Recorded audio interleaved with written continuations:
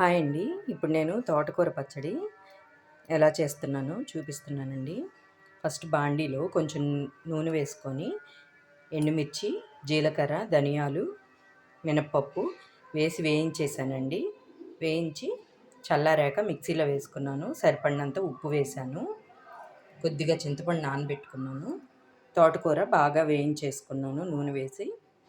ఇప్పుడు మనం ఫస్ట్ ఈ ఎండుమిరపకాయలు చింతపండు కూడా వేసేసి బాగా మెత్తగా చేసేసుకోవాలి.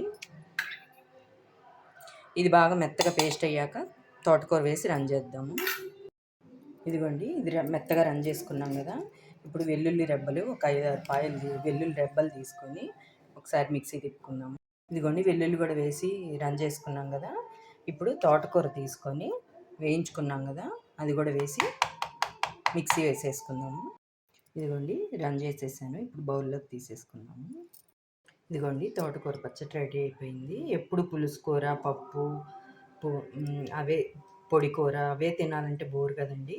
అప్పుడప్పుడు తోటకూర పచ్చడి కూడా చేసుకోండి. ఇట్లా చాలా బాగుంటుంది టేస్టీగా. నా వీడియో నచ్చితే లైక్ చేయండి, షేర్ చేయండి, కామెంట్ చేయండి. బాయ్.